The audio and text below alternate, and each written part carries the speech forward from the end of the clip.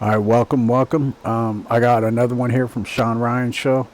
This guy is talking about when the CIA used um, people to astral project to find out military secrets, and these guys are new to Christianity. At least Sean Ryan is. And this other guy here, I'm not sure exactly what he believes, but I'm here to tell you that astroplaning does work. It is not something the Lord wants you to do. He tells us to stay away from these type things. When I was younger, I had to try it. I tried it. It does work. It works. I didn't get real good at it, but I did it, and it works. And I was done with it. I'm still done with it. I don't do it anymore. But these people, sometimes they think there's nothing wrong with this. They don't look at it from a spiritual point of view. They're seeing it from, like you'll hear here, from a psychological, even psychedelic point of view, more like a just some kind of out of body experience. That's what they call it. But let me tell you, sometimes people don't find their way back to their body for whatever reason. I don't know if the Lord intervenes and does that or what happens, but sometimes people don't find their way back and they die. And if your spirit can't find your way back to your body, you'll die. That's just how it works. So, and the Lord tells us not to mess with that. But anyway, let me get this going, and you'll hear what I'm talking about. But keep in mind, this is nothing to mess with. If you're wondering about it and you wonder if it's true, I'm telling you it's true. I've done it myself. I know for a fact it's true. So, but check this out. Total fantasy on top of the report and send it back to Joe at Meade. The engineer says the sub can't survive at depth. It's way too big. He's the only guy who thinks it's a sub. Yeah, well, your total fantasy launches in 112 days. Send it back to the Pentagon. Someone at the National Reconnaissance Office tasked a satellite to do a flyover, and they snapped pictures of the Red October submarine. I would imagine that sparked a lot of interest in remote viewing in Robert Gates. Earlier you had mentioned they put you in a room where it's shielded from the radio signal or radio waves. Why is that? Just to have control over the potential for signals to come in and out of the room to give you information. Let's take a quick break, and when we come back, let's get into some of the technology when they started implementing that. Your initial experience with remote viewing and without technologies, I wanted to talk to you about what are some of the technologies that they implemented and how did that improve your remote viewing experience? Yeah, well, they use the binaural technologies that they developed there at Monroe because they invented binaural beats, right? Where you have one frequency in one ear and one frequency in the other ear, and the difference between the two, your brain then has to rectify, and it turns on special areas in your brain that can then allow for weird experiences or cool experiences to occur. All right, I just wanted to say real quick that the binaural beats, they're subliminal.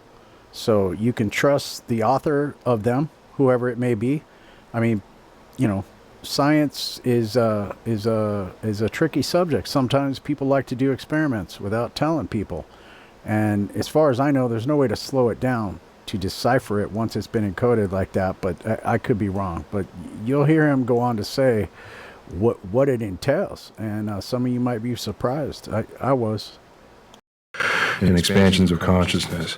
I just got back from a discovery program where they put a bunch of EEG sensors on your head and look at your brainwaves while you're meditating, and then put signals in your ears to try to figure out what's going on and actually watch your brain in real time to see what's going on with your delta waves, your theta waves, alpha waves, beta waves, and then at the top gamma waves. And the way they graph them, they make cool little designs and whatnot of shapes that can signify you in different levels of conscious awareness. And it's really cool stuff that they have operating up there. I talked to the folks up there, and they would love for you to come by and experience it for yourself. Really? Yeah, and on their dime, just come up and take a couple of courses and meet Joe McMonagle, the remote viewer, and see for yourself. Because a lot of things, like I could try to sit here and tell you, here's my experience, and here's, but it's better for you just to go there and see it for yourself and actually dig deep into your own consciousness and what you can do with your mind based on the technologies that they're assisting you with, because they've been doing this stuff for decades and they're really good at it. So they're willing to have me go to the Monroe Institute and test my remote viewing abilities. Oh, yeah. I am down. This is happening.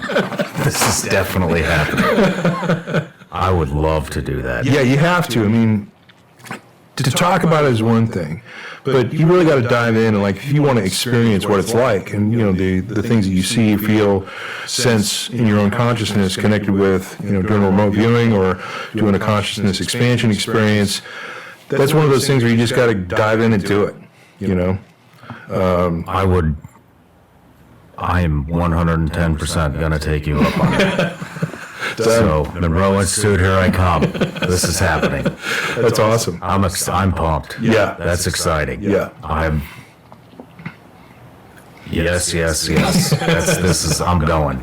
I am going. We'll talk after the show. Yeah. Thank you. Yeah, no problem. Thank you. So we talk a little bit about the technologies. Let's talk about, we talked on the break a little bit about going into the future, looking into the future, but it's right now, from what we've discussed thus far, everything to include Joe McMoneagle, all of the remote viewing stuff that we've talked, well, I guess not. The space station that crashed, that would have been in the future. Yeah.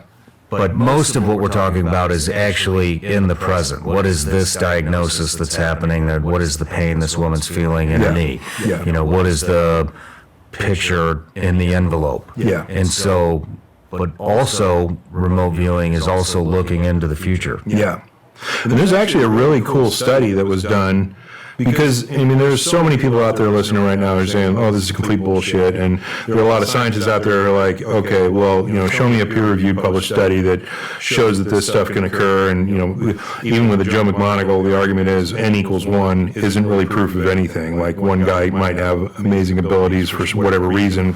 To get it to the bottom of this, we need to study it a lot more, and it doesn't even prove that more than one person has this. There was actually a really cool study that I want to tell you about that proves that average humans can look into the future.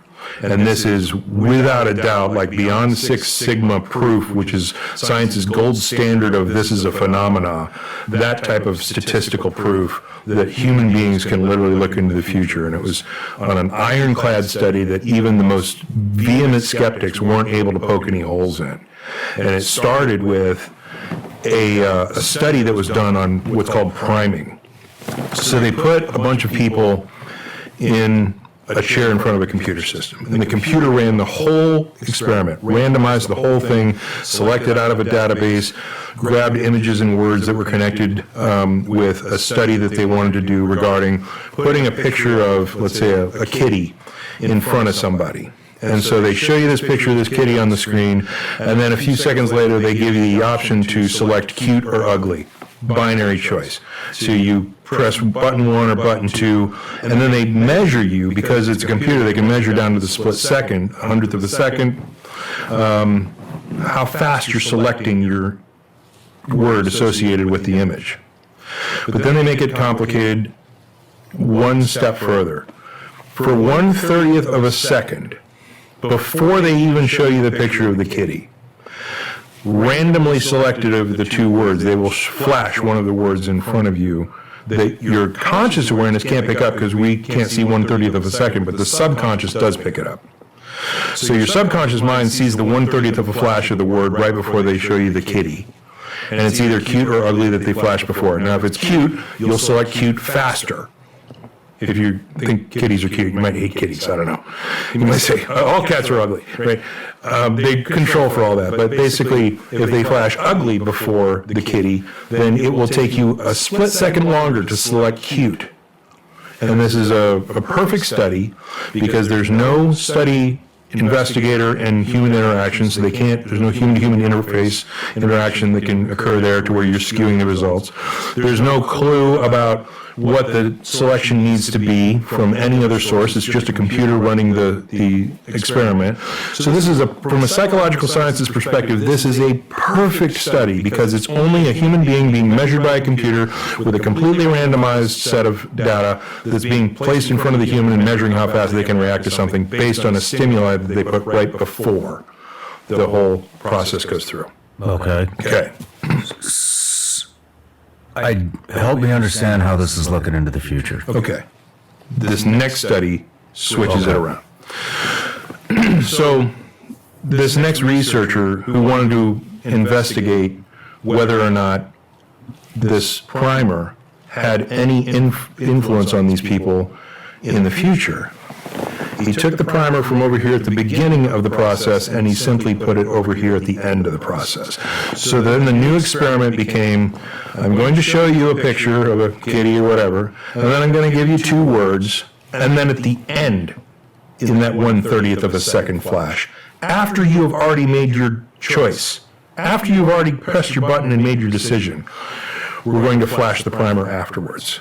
So there should be absolutely no way, if you're looking at the picture, selecting your word, and then getting a primer afterwards, that primer should influence the speed at which you make your decision and click your button on which word you want to choose, right? Should have absolutely no effect, except it did.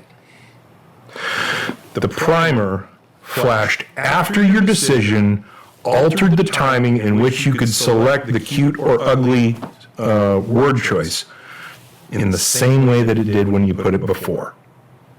And not only did it occur, it occurred in 90 different experiments in 33 different independent labs in 14 different countries to over a 6 sigma significance, statistical significance. So they basically proved in that set of studies, in this meta-study that's published at National Institutes of Health, by the way, on the website, that humans, the consciousness of humans, like they don't do this consciously, but something in their subconscious looks into the future, sees that primer, and it affects the speed at which they can select cute or ugly based on the image that they've been given, and yet the primer happens after the fact that they've taken the choice. Okay, that's why I say if you're a Christian, you're aware of the fact that God tells us not to mess with these things. He doesn't tell us not to mess with them because they're not real. He tells us not to mess with them because they are real. I mean, we're not supposed to get any of our information from anyone except for him. You know, we don't pray to saints. We don't pray to a mother or anybody else. We pray to Jesus Christ, and he is the one that guides us, leads us to exactly what we need to know. So if you get your information from these sources, they could be lying to you. I mean, these demons, these spiritual things that are not of God, because God sends angels to communicate with us. So these spiritual things, they can tell you, they're going to tell you things. You remember, they don't sleep, they don't rest, and they don't die. So they know everything about you. They know everything about your grandparents. They know about every friend you've ever met. And they sit and they watch us and rat us out to God for everything we do. So if you think they're not watching, they're watching. They may not be able to influence you if you're doing what you're supposed to be doing as a Christian, but they're watching. They're waiting. They're just waiting for you to trip up. They're waiting for you to pull a Biden up a stairs, and they're going to be there to catch you. So that's all I'm saying. God doesn't tell you not to mess with this because it's fake. He tells you not to mess with it because it's real. Just saying. I had to say it. It still affects their speed at which they make the choice, which means they're looking into the future. So hold on. So with no prompt, Yeah. what are we calling it, a prompt? The primer. A primer with no primer on the front or the back. Well, they have one on the front or the back. The first set of experiments was on the front. Okay. And it affected people as they expected it to. Mm-hmm. But they put it on the back, and they didn't expect it to affect people, and then it did. But the constant would be without a primer, correct? They have control groups that were without a primer. Yeah, they had. That's what I meant. Yeah, they had both experiments had a control group where they didn't have a primer. So if the primer on the back end, you have one without it, one with it, you're faster with the one on the back end, and the primer happens after the decision has been made. Yeah. in the congruent way that the primer would want to influence you if it was put in the front, the same type of results happen when they put it on the back. And that proved that basically consciousness was tied into non-locality, the quantum mechanics, right? Because quantum mechanics is something that is independent of space and time. It's not affected by time. So what that's proving to us, or what that's suggesting to us, not proving is a very strong word, what that's suggesting to us is that consciousness can reach into the future and see a future bit of data and influence your decision in the now. 90 studies proved it. Wow. How about the past? No studies that I know of. I mean, how to structure that type of experiment, I don't know. But that's a suggestion that consciousness goes out beyond the body. So another piece of science that can help prove that consciousness may be beyond the body and in a field of energy that just is at the fundamental core of who and what we are and the universe that exists around us, was an experiment they did with a slime mold. Now, a slime mold is a number of single-celled amoeba Okay. that come together in a colony that creates this slime mold that then moves around together as a bunch of single-celled creatures with identical DNA.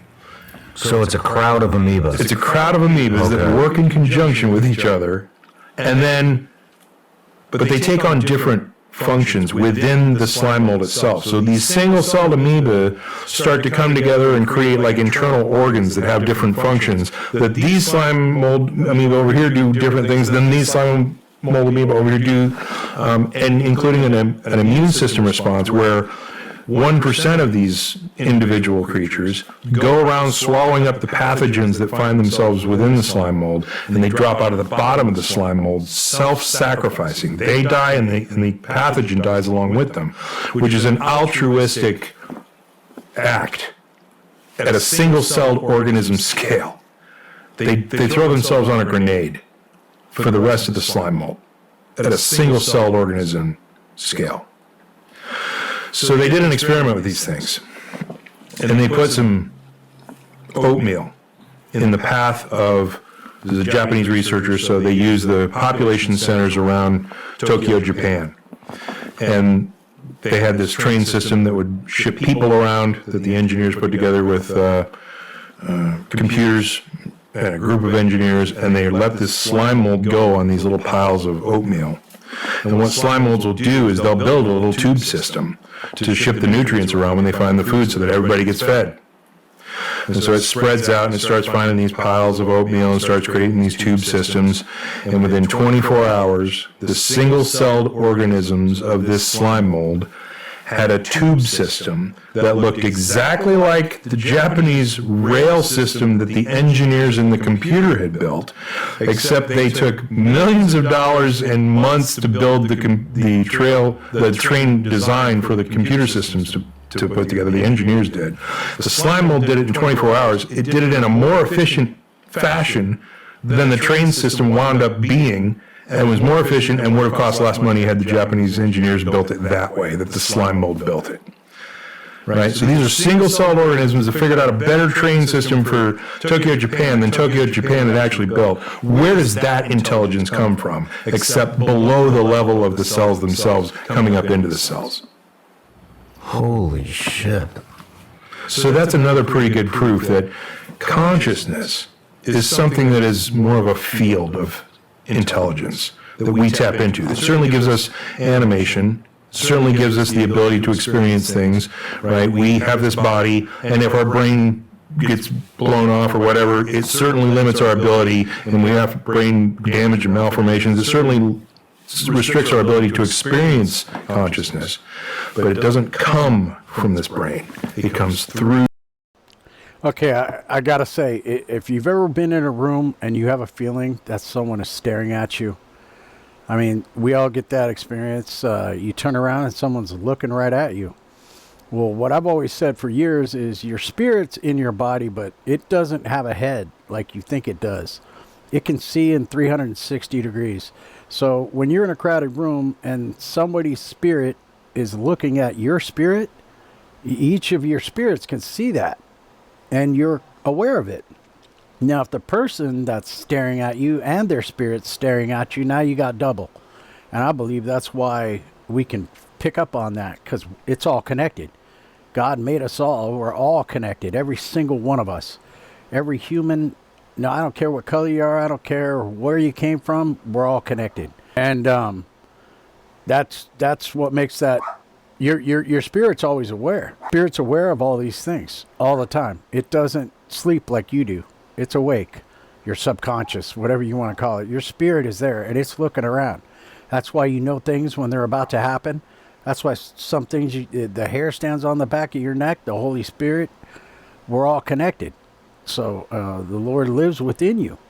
He dwells. Your body is his temple. So you're going to be aware. Your spirit is watching. So that's what I'm saying. You know, when he calls some kind of consciousness, I mean, that's just your spirit. It's your spirit looking around. And it's your spirit that leaves your body with you when you astral plane. That's why I say, never leave your body. Just don't do it. Anyway, on to it. This brain, and the consciousness is actually something that's out in the field. This is why things like remote viewing can be real. This is why things like ESP and prediction of action can be real. Reaching What out, is ESP? extrasensory perception, What is that? psychic ability, like being able to know, under which cup the ball is when you have no idea what it is. Kind of a remote viewing functionality, or psychic ability, interfacing with spirits that can make that possible from a scientific standpoint. Crazy So stuff. do you think we all share the same consciousness? So if consciousness is a field energy, quantum mechanics, the theory behind it is that there are a number of field energies that come together, and they're all one field. It's all one thing throughout the one universe. So electron field has one field for the whole universe. But then there's a local expression of the electrons in this chair, for instance. Like there's a probability that this electron is going to be in this place with this movement on this atom, etc., and then it becomes real when you interact with it. When an observer is present, the wave function collapses, etc. So there's a one big field of electrons, but then there's the local expression of the electron right here. I think if consciousness is a non-local field, it's going to do the same thing. So yes, we can share the one big consciousness, which is the consciousness of the field itself, but then there are local expressions of our consciousness that come through our brain and become our individual existences. So while you can be you, and I can be me, we're sharing that same conscious field that connects us. And that's why a lot of people who don't believe, they say, I don't believe in spirituality. I don't believe in heaven or hell. Well, whether you believe in it or not, it's there. It's within you. Every one of us has a spirit. Even twins aren't alike.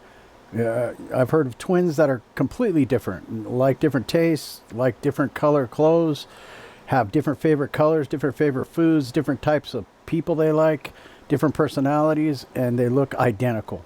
So I'm telling you, we all have our own spirits. It's all connected. He's going into quantum mechanics and quantum theory here, and I got my own take on that. And it would take me 20 minutes to sit here and try to explain it. But if you can measure it, it's going to change. If it's observed, it's going to change. There's things that happen in nature that when unobserved, they do their own thing, but the only way you'd know that is to try to observe what they're doing, and as soon as you try to observe it, it changes. It goes deeper than that, but I'm just telling you, these things, you got to listen to what this guy goes into. I mean, if you're a Christian, you understand where this is headed, man. The spirit world, there's no people who are in between heaven and hell, okay? As soon as you die, the choice is made, all right? You made your decision here, that's it. The dead cannot communicate with you. What you got to remember is these demons don't die. They're demons. They're around. They're watching us all the time. And they know what you did. They know what you do. They know what you did. They don't know what you're gonna do, but they have a good idea. They've watched you. They've watched your uncle. They've watched your great grandfather. They've watched relatives you've never even heard of. Remember, they don't die. They don't rest. They don't sleep. They watch. They don't forget. How are they gonna forget? They don't have a human brain. They're not gonna forget anything. They're reporting it, writing it down, and giving it all to God to try to condemn you and to get Satan to be able to do things to you. People say, well, Jesus forgives. He does. That doesn't mean you won't be punished. I'm just saying. I'm just saying it's up to God, not up to me, whether you're punished for what you do. But I'm telling you, be good.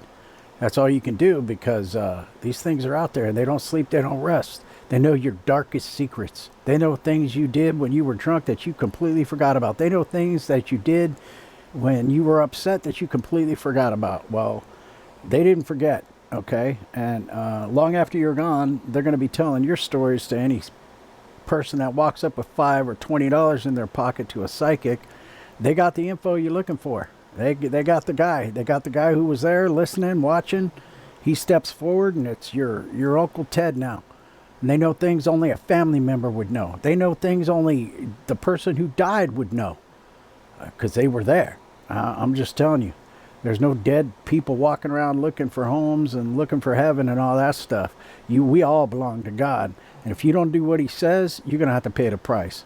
So when you're done with this life, and God has great mercy, he may let sinners and evil people live till they're 105 years old. That's up to him. That's up to God. You know, he never gives up. He's hoping till the last minute something's going to change. They're going to repent and turn for the good. A lot of people don't. But let me tell you, there's no dead people walking around. Your aunt, your uncle, your great grandma, she ain't there rubbing your shoulders when you're going through a hard time. That ain't her. You know, you got something, you feel a presence, or you find out some stuff you're not supposed to know, you better start cracking that Bible. I used to say go to church, but I don't trust any of these churches, but I can always trust the Bible. You better just say some prayers and crack that Bible open. Without further ado, here we go. And the only difference between you and me in that scenario is that you started with your physiology, and you had your experiences, and you had your life story, and you came from wherever you came from. And I came through my experiences, my life story, my physiology. And so in reality, I can see you as another version of me that simply has your bag of tricks. And I'm just another version of you that came through my experiences. Have there been any other experiments on this? Yeah, some. Like the Institute for Noetic Sciences is all over this stuff from a scientific perspective. That was started by Edgar Mitchell, who was an astronaut who went to space and had a unitive experience, one with everything, wanted to put some science behind that, and started the Institute for Noetic Sciences. And they're doing stuff like looking for gene expressions in DNA for psychic abilities, and they're finding results. They're finding results. Yeah. Like the stuff that the first studies that they've done are pioneered studies that they need to replicate, and the science isn't conclusive or anything, but they've had the first foray into studying whether or not there are gene expressions that correlate with psychic ability. They've found a connection. So we may not, we may have a physiological switch to turn on and turn off to be able to have extra conscious awareness. This stuff is fascinating. Yeah, it's really cool. I mean, we don't have all the answers to all this stuff, but it's cool to explore and discuss, because, there are things in us as humans that we don't explore and we can do, that we just don't do. And so we don't have the benefits of them because you're just not doing them, but we can do them right now. There's stuff that everyone listening to this can do. Yeah, like ritual magic. You can worship the devil. Yeah, there's a lot of things we can do, and without the right guidance and without the right pointing in the right direction, it's open game. It's like running on the freeway. It's a choice.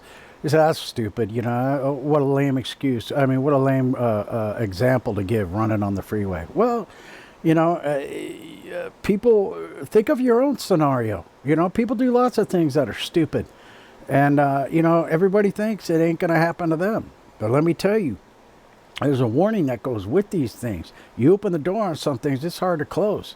Without the Lord in your life, it's hard to close. If you're new to being a Christian I'm a different kind of Christian. I don't believe in beating the Bible over someone's head or disgracing them because they don't believe in the Lord, or condemning them to hell because they don't believe in the Lord. All right. I believe we all need to come to Christianity, come to the Lord in our own way.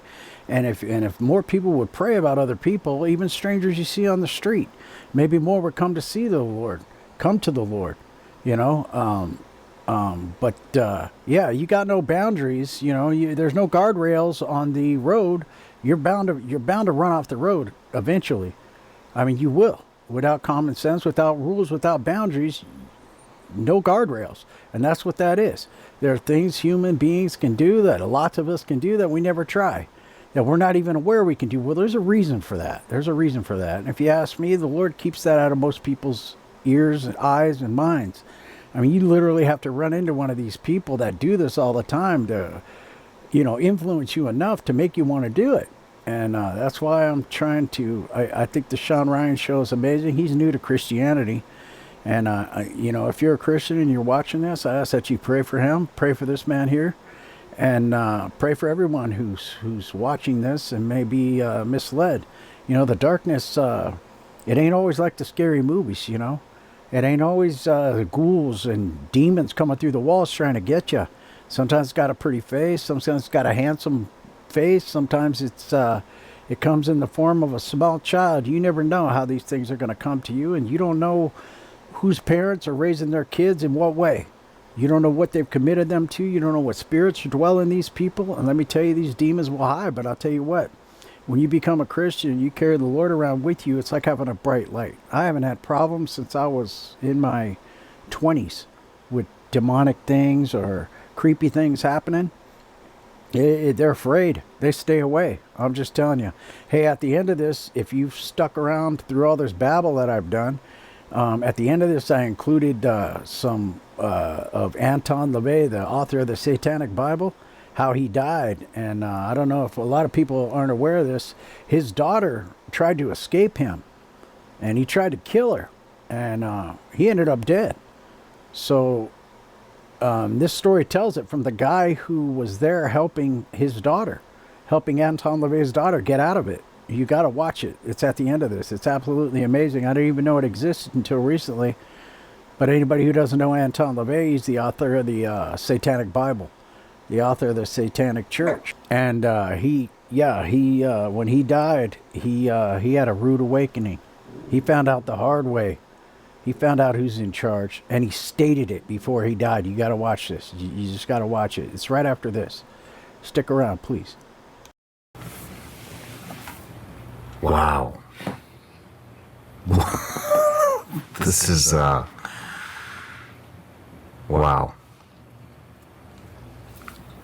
What other kind of courses do they offer over at Monroe Institute? Well, I just got done with the Discovery program, which scans your brain and shows you your brain waves in deep meditation and through the experiences that they give you. They also have courses where you can go in and try to connect with extraterrestrial entities, that kind of stuff, because if we're connected with consciousness, that means they're likely connected with consciousness too, and you can reach out and say hi non-locally through being wherever you are at the moment that you are and the place that you are, and reaching out and saying hi, because non-locality means there's no limitation of space and time to get a message through. You can go out and look for lost souls that haven't quite made it to heaven yet, and lead them, whether they're confused, lost their life suddenly, or whatever it is, and they're wandering around, they don't know where they're going. Find them and kind of hand-hold them to this central location where they can then zip off to their final destination. Like, they do cool, crazy, weird, awesome stuff like that.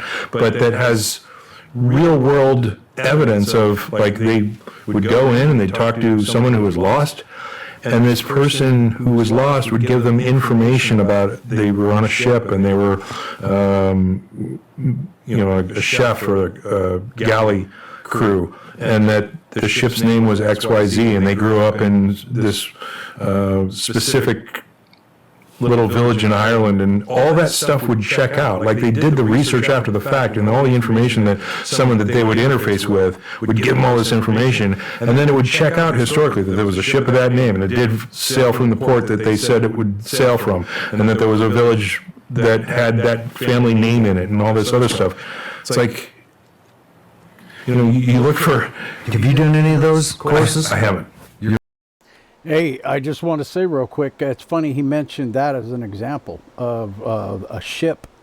Spirit, if you're a Christian and you know the Bible, you realize that the spirits live in the water. That's why when Jesus cast the pigs out of the possessed man, he had many demons in him. He allowed them to go into the pigs, and then the herd of swine went into the water. They drowned themselves, all of them. The spirits live in the water. Why do you think when you're baptized, you're dipped into the water? All those dead spirits, they're washed from you now. They're in that water, literally. You can't see them. If you were spiritual, and if you know what, if anyone did any psychedelics while being baptized, I wouldn't be surprised a bit if you saw every one of the demons leaving your body and in the water looking back at you. Anyway, I'm just saying, we're all connected. All our spirits are connected. God gave you your spirit. Don't abuse it. I mean, this is crazy. At the end of this, you got to stick around and see that Anton LaVey thing. Anyway, check it out. You're strictly remote viewing right now. I've done remote viewing. I did a gateway, which I highly suggest. Those are amazing because that gets you into the technology of binaural beats and what the technology can do regarding stimulating different portions of your brain to expand your consciousness, to basically kind of have a psychedelic experience without the psychedelics through technology. Amazing stuff. And this last one I did, they did the brain scan stuff in my brain while I was meditating, which is really cool to be able to see like you have these experiences, right? You're wearing these headphones and you're experiencing these signals in your brain that are turning on different things. This guy's fascinated, but he's not spiritual. He's not Christian. He doesn't know what he's messing with. Based on the physiological result. But then you're able to go look at the brain scan afterwards and say, okay, was I really, viewing somewhere far off, or was that my imagination? And then you look at the brain scan, and the frequencies that your imagination are correlated to weren't even firing at the moment. So you're like, well, science suggests that's not my imagination. Like, I'm not filling in the blanks artificially. So maybe my experience was something far away. It's a cool place. Yeah, I can't wait to check it out. You gotta go. I cannot wait to check it out. Do you find any correlation between me and you've talked a lot about psychedelics offline and here too in the last episode. Do you find any correlation between some of the clarity and intuition that psychedelics can bring you with what some of the stuff you're learning at Monroe Institute? Absolutely. Could that supercharge what you're... Yeah, I think it's a different approach to the same location. Like, when you introduce an exogenous compound in psychedelics to your body, it's going to have a certain effect on what your mind is doing based on how it's affecting your brain, right? The receptors that are being filled by the chemical that are triggering different consciousness events within your mind, etc. And you have insights that are meaningful often, and different feelings that you don't normally feel when you don't have that chemical influencing you. Technology can do the same thing. Just in a little different fashion. The experience is a little different, but it's similar. But it also delivers. Yeah, it's similar. It's called witchcraft. I mean, this guy doesn't look at it that way. You see, you don't got to worship the devil to dabble in witchcraft. All you got to do is be unaware and don't read the Bible and listen to what other people tell you. If you read the Bible, it says clearly not to mess with these things. Insight and can get you into that space where the same type of thing is happening in your brain, except your brain is supplying the chemicals that fill the receptors because of the stimuli that you're putting into your brain with the signals in your headphones. So it's similar, it's different, but it's still different from your regular everyday awareness where you're, driving around going to lunch or whatever. And it can certainly deliver insights. Like this last week, I went into a meditation, and it's a little personal, but there was some stuff between myself and my wife where we were just miscommunicating on this one thing. We have a great relationship. We don't usually have any problems, but there was one thing that was kind of just vexing me a little bit. Yeah, Satan's trying to break up your marriage. He's trying to leave you stranded, swim you out in the middle of the ocean, and drop you off without no help, no life raft, and no compass, because that's what he does. And I went into that meditation with these signals in my ear, and I was able to get insight on how to handle that better than I had been. And those technologies helped me gain that awareness where I don't think I would have come up with that on my own. I mean, you've experienced psychedelics and I have too, and we understand the different ways we can see things when those chemicals are filling the receptors that they are, and they're allowing us to see things in a different way. The technology up there at Monroe helped me do the same thing. Interesting. Yeah,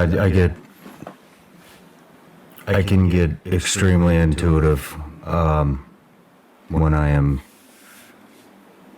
on psychedelics. Yeah. And, It unlocks that door.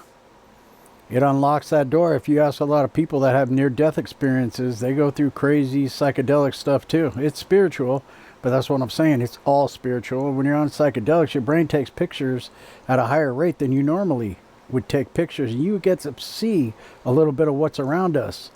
I mean, I wouldn't recommend anyone that hasn't done psychedelics to do them, because it does unlock some doors, but sometimes these doors need to be locked. Like I said before, sometimes you open a door and it's hard to close, like the Ouija board. Don't even get me started on that. I tried that when I was young, and it took me years to get those demons away. But that was before I was fully aware of the Lord, and before I was fully indoctrinated into Jesus Christ, accepted him in my heart and believe everything he says. Everything that the Bible says is truth. So, and then now I have no problems. They see that light from me and they stay away. I'm always looking for the scientific explanation on why that happens, why I'm able to tap into, I guess I would call it a higher consciousness. Yeah. When I'm in the middle of the psychedelic journey, and it's been, it happens every single time. It's like everything's mapped out. And have you heard any good scientific explanations for that? I'm really interested in this, I don't know enough about it, and it might be way over my head, but this quantum entanglement stuff is really fascinating to me. Well, funny you say that. I had an opportunity. John Clauser won the Nobel Prize last year, bought me way too many beers. I met him at the Berkeley Yacht Club, where he has this a couple of sailboats that he sails on the weekends, and he races in regattas and stuff. And I went to talk to him and hang out with him, and we had a lot of beers over a multi-hour conversation. There is no doubt that non-locality in quantum mechanics is weird to the point that we can't really understand it. And the thing that he won the Nobel for, by the way, he was looking to disprove entanglement on John Bell's equations rather than prove it. And he wound up proving it, and then they gave him the Nobel for it. That was a complete surprise to him, because he thought he was going to disprove it, because he was a fan of Einstein. Think of a non-locale. Okay, you got a cube, you cut it in half, then you cut that cube in half, then you take the smallest of that cube and you cut that in half, and then cut that in half, and then cut that in half, and then you just keep doing that. Keep cutting that cube in half and half and half, and eventually you will discover a non-locality. If you can wrap your head around that. Einstein's interpretation, all this other stuff. But Do you have a good way of breaking that down? for quantum mechanics, Yeah. No. I don't know. A famous scientist once said that anyone that says they understand quantum mechanics is a liar. well, I mean, here's the thing. My theory on it, I've got an interesting theory that, some people are a fan of and other people's aren't. If consciousness is also a non-local field that we have not yet named, like if consciousness is one of those things that goes out infinitely and is attached to all the other fields, then consciousness is easily explained as the thing that collapses the wave function. And when you look at something, it reacts differently than when you don't look at it. So nothing in quantum science can be measured, because as soon as you observe it, as soon as you go to measure it, it changes. And they've observed this. And you would say, someone might say, well, how would you know it changes if you've observed it? Unless you observed it, well, there you are. There you are exactly. It's all theory. There's no way to measure it. You can't see things that aren't there. And not only that, if you could see the things that you can't see, they would react differently when observed than they would if you weren't watching them. So it's impossible to know for us. It's not impossible to know for the Lord. He made it. Remember, numbers that go to infinity in both directions, negative and positive, forever. Because your loop and connection back into consciousness reaches non-locally into the collapse of that wave function and makes it happen.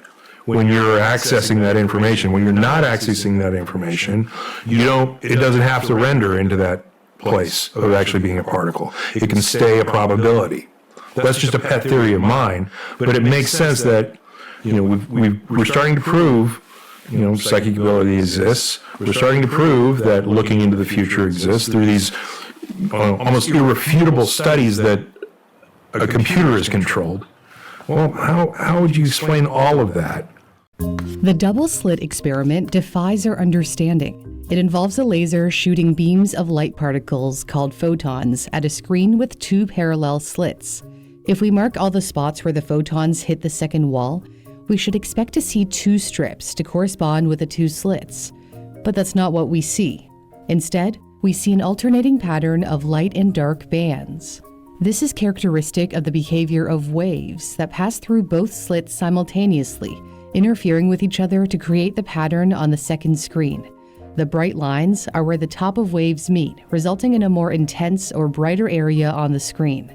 The darker bands are where the top of one wave meets the bottom of another, so they cancel each other out, resulting in a less intense or darker area on the screen. Here is a photo of a real interference pattern. The original double-slit experiment was conducted in 1801 by British polymath Thomas Young. Since then, it's been performed with various types of particles, including electrons, and they were found to behave in the same way. This phenomenon occurs even if the photons are fired one at a time, which suggests that the photon is interfering with itself as it passes through both slits at once. Physicists were so stumped that they decided to observe which slit the particle went through. And that's when things get really weird. When scientists used a measuring device to observe the slit that each photon passed through, the interference pattern disappeared, and the photons started behaving like particles. Instead of the spectrum of light and dark bands, we see two bright bands, indicating that the photons chose one slit or the other. So light can display characteristics of both particles and waves. Sorry about that. I had to pause it. Otherwise, I'm going to get a copyright strike. I probably are going to get one anyway. But this is going to explain a tiny bit of how quantum mechanics work. Known as wave-particle duality. It appears that light decides to behave as a wave when it's not being watched, and acts like a particle when it is being measured. The mere act of observing which slit it went through changed the behavior of the photons. Yeah, that's absolutely amazing. Think about that. It was doing its thing, naturally, whatever it does, and as soon as you start to watch it, it changes. Absolutely amazing. Almost as if they were aware they were being watched. It's kind of like how in a video game, the environment and objects only load when the player focuses on or interacts with them. The entire world isn't rendered all at once, allowing the game to save processing power and optimize resources. Likewise, light seems to behave like waves, but when we observe it, it's as if we're loading its properties, causing it to change and act like particles. If you use OBS Studio, like I'm using right now to make this video, you'll understand what that means. There's a feature of when I click on something, I can have it loop. So when it's off and not being watched, it will cease to play. But the second you activate it to turn it on, the media starts to play. I know it's kind of a weak example, but that's exactly quantum mechanics. Physicist Richard Feynman famously said, "The double slit experiment is absolutely impossible to explain in any classical way, and has in it the heart of quantum mechanics. In reality, it contains the only mystery." The most widely accepted theory to explain this phenomenon comes from physicist Niels Bohr, who proposed that particles like photons don't have definite properties until they're observed. So in the Think about that. They don't have properties until they're being looked at. How would they even know they're being watched, is what you should be asking yourself. How would an object, how would a photon, how would an electron even know that it's being observed? Just mind-blowing stuff. You get into quantum mechanics, you'll be sucked in you'll just be sucked in like a vacuum, like a black hole. In the case of light, photons exist in a wave-like form representing a range of possible positions until they are observed. When we measure or observe the particle, we force it to choose a definite state, behaving like particles. This is called the Copenhagen interpretation, named in honor of Bohr's home city. However, to this day, no one knows why observing a particle. Someone knows, and I know his name. His name's Jesus Christ. He knows exactly how this works because he invented it. Causes its behavior to change. Not everyone was a fan of his theory. Einstein disagreed that particles could be in multiple states at once until observed. He was uncomfortable with the inherent randomness of such an interpretation, and famously said, "God does not play dice with the universe." Einstein believed that the universe followed a consistent set of rules, like how his general relativity theory predicted the motion of planets around the sun. He spent his later years trying to develop a unified theory that explained everything in the universe, but he didn't succeed. Anyway, you get the idea. That's what I wanted to bring to you. I'll get back to the Sean Ryan show. Hang on. Including the collapse of the wave function when you're looking at something or not looking at something, besides having consciousness be a non-local field that's all tied into the whole thing. Because for me, that would be like if in video games there's this thing called occlusion culling that allows the computer to operate a huge environment in a 3D game, right? It only shows you what you're looking at, just like quantum mechanics. There may be a huge world of 3D map in front of you, but it's not going to render the whole thing. It's only going to render what you can see so that it can have enough cycles to show you frame number 2. Because if it's got like in an infinite universe, if it's got to render the whole universe, you're never going to get to frame number 2. But if it only has to show you what you see, then all of a sudden it's showing you a bunch of frames per second that you can interact with. And that's what they do in video games. That's kind of, to me, how the universe works. Where there's an infinite possibility of everything going on all at once, but the only thing that gets rendered into matter is the thing that you're interacting with at the moment.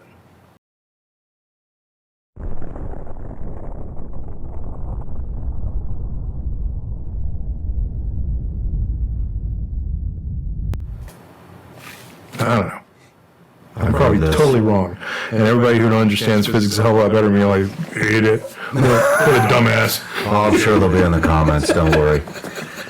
You're all right, by the way. Every one of you is telling me I'm wrong. You're right. I'm wrong.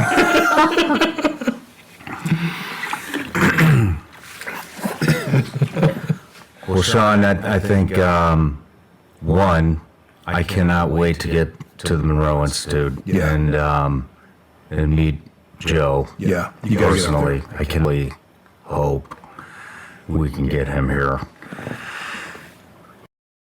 All right, without further ado, you got to see the Anton LaVey thing because this is pretty much the end of this. Watch this. This is mind blowing. And she needed a place to stay. We took her into our home, and it was after we had her in our home that supernatural things began to occur. Lots of poltergeist situations that would happen at night, and it's quite a long story. It's contained in a book called The Serpent and the Savior. We had her in our house for 10.5 months. We were doing deliverance almost around the clock, day and night, but a tremendous testimony. And when I saw her, my heart went out to her, and I heard the Holy Spirit speak to me, and the Holy Spirit said, take her into your home and treat her like a blood sister. Well, when I hear the Holy Spirit say something like that, I take it very serious. And I went to my husband and I said, honey, we're supposed to take that lady into our home, and God told me to treat her like a blood sister. And Dave said, well, if you feel like that's the thing to do, then we'll do that. This woman was born in a satanic ritual between Anton LaVey and an Lenni Indian witch. She had gone through 6 of the 7 rituals of defilement that were meant to defile a woman so completely that she was beyond redemption. And even though she had gone through 6 of those 7 and was slated to go through the final ceremony, which is called the Bride of Satan ceremony, on Halloween of 1997. It was in that last year leading up to that proposed ritual that she came into our church. She gave her life to the Lord. And my husband looks at me and he says, I think we need to get this lady a ring for her water baptism. And I said, oh, I have just the ring that you're talking about. It's the one you got me for our 14th anniversary. While he was baptizing her that day in the water, he took the ring and he said, this ring is a symbol that you are the bride of Christ. And I remember thinking, what is he saying you are the bride of Christ for? That seems so odd to me. But we found out that night as demons began to rage through her and try to bite her finger off and say things like, she's ours and she'll always be ours. She'll never be the bride of Christ. We found out that she had been ritualized and was tortured from birth to be broken so badly that the demons would infiltrate her, take her over, and make life hell for her. And her life had literally been a living hell. And when that happened, her birth father, Anton LaVey, who was the founder of the Church of Satan, the author of the Satanic Bible, and a very evil man, he began plans to try to get her out of our house and back into the satanic coven that he headed up. And so that put us into contact with the Church of Satan in Northern California. During that time, he would either call on a phone, or a lot of times he would astral project and actually speak through his daughter, Ray LaVey, who I'll from this point on call Deborah Joy Bryan, because she legally changed her name, became part of our family. During that process, he was able to astral project, which means that he would leave his physical body, he would come into spirit plane and do what we call a body jacking. It's a lot like a carjacking, only it uses a human body. And it was during those times that Anton would say, you wait until Halloween gets here, and Ray will be there either as the bride of Satan or as the blood sacrifice for our Halloween ceremonies. So we had that ongoing threat. Of course, we didn't know much about the occult when we embarked on this journey, but we did have confidence in Jesus. We had confidence in the Spirit of God and knew that the power of Christ was greater than any other power. And so he would mock us. Most often he would call me Preacher Boy. He'd say, Preacher Boy, when Halloween gets here, you'll see why I serve the Dark Master instead of the pathetic weakling, which... Oh, yeah. I'm getting a copyright strike. Oh, well. That's the way it goes. Hey, I just wanted to get this message out here anyway. This is crazy. Anton LaVey, the author of the Satanic Bible, his daughter, these guys took in his daughter. And this is the story of that. It's not that long. It's only a few more minutes, I believe. 8 minutes.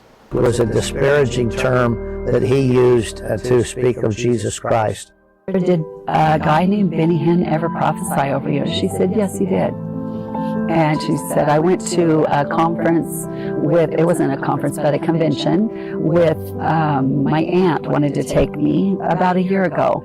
And he called me out and said, a pastor and his wife will take you into their home and they'll treat you like they're your own, like your blood family or like your family to them.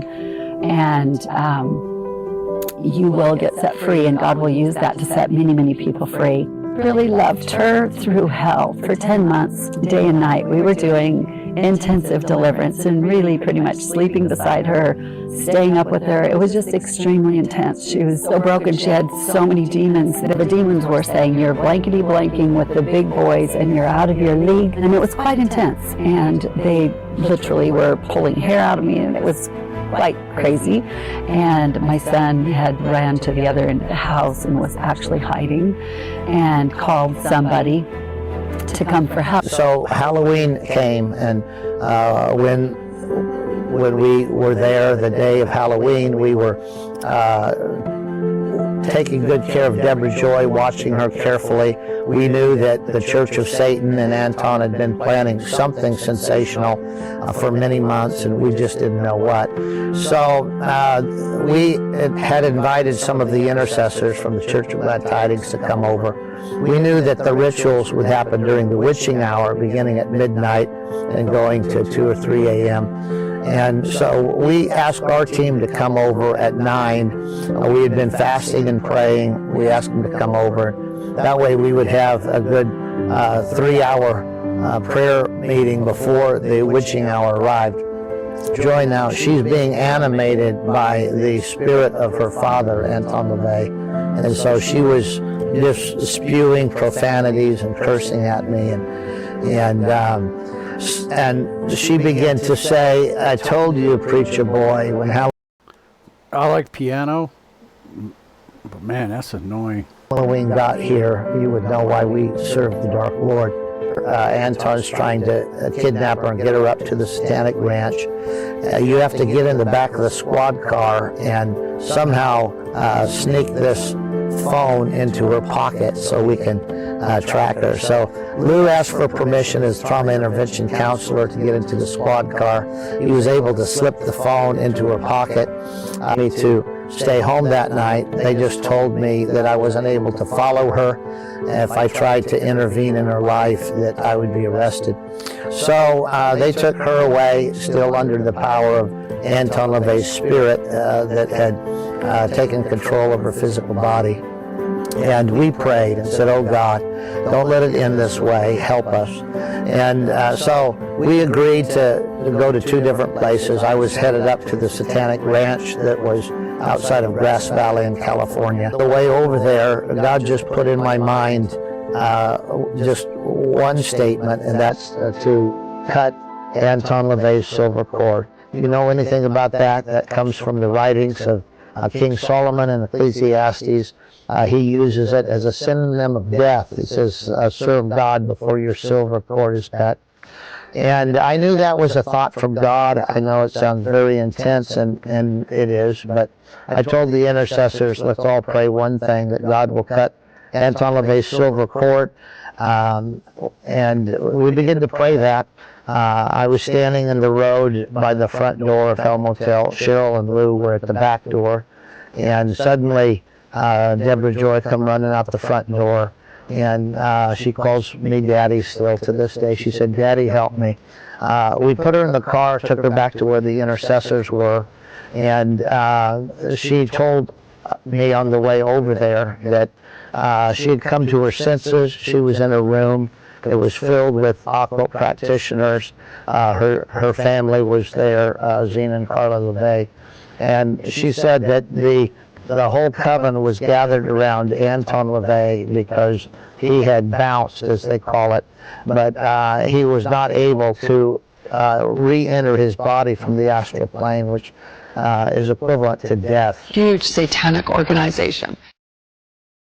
and he was on his deathbed. And for a Satanist, at the time of death, it's a great victory for them, because death is a huge thing that they celebrate. And he was getting ready to die and pass on his powers and that. And on his deathbed, he must have got some revelation or an angelic appearance or something. And he went into shock and he said, "Oh my, oh my, what have I done?" He said, "There's something very wrong. There's something very wrong. There's something very wrong." Wow. And his whole life had been spent propagating these satanic beliefs, getting everyone to believe, establishing official organizations for Satanism. And then at the end of his life, he gets this light that comes to him, and everything that he built, he realized was... We were thanking God for his miraculous intervention. Suddenly a spirit manifests through her that was a very powerful spirit, and her eyes turned red. We've done a lot of deliverance, but we knew this was a very powerful spirit. But it said, "You've killed the high priest." And we Wish someone would kill that piano. began to rebuke it, ask what its name was. It said, "I'm Leviathan, I'm the power spirit of Anton LaVey, and you killed the Black Pope," which was a title that Anton LaVey used of himself. And so we rebuked the spirit, and it left, and we were just left looking at each other and saying, "Well, apparently Anton's dead." And so I asked, "What spirit are you? Are you Carla or Zena?" It was Zena. And she said, "How dare you? You killed the Black Pope." And we simply said, "Well, Zena, you know that we have authority to do that. And so you need to get back into your body, leave Deborah Joy, or we'll cut your cord also." And she instantly, she disappeared. She left Deborah Joy. And that was on Halloween night of 1997. It's been many years ago now, but it's so vivid in our memory, because at that point, no one else in the world knew that Anton LaVey had died. But we knew not only that he had died, but he had died in a battle, a spiritual contest between spirit-filled Christians and his occult coven. And so, then it was the next day that we heard that Anton had died of cardiopulmonary, his heart had stopped. And the story after that, of course, is the demise of the Church of Satan. It never has recovered. It was not fast, but God set her free, and she is now very, very happy and delighted lady that lives across the country, but is doing really well. She now has been married to Billy for over 10 years, and her family is saved. All of her family is saved. And it's a wonderful story of the mercies of God, a wonderful story of the power of the Holy Spirit. But more even than that, in my mind, is the love of God for broken people, and that God will go to great lengths to rescue those that call upon him. Remember that we have and it's a wonderful story of the mercies of God, a wonderful story of the power of the Holy Spirit. But more even than that, in my mind, is the love of God for broken people, and that God will go to great lengths to rescue those that call upon him. You do wherever you go. Remember that we have authority over the powers of darkness through the name and the power of the Lord Jesus Christ. God bless you. Hey, exactly what he said. Hey, I appreciate you tuning in. Please subscribe, and don't try not to forget what you've learned here today. And I appreciate you stopping by, and God bless you. May Jesus be a part of your life. Thanks for watching.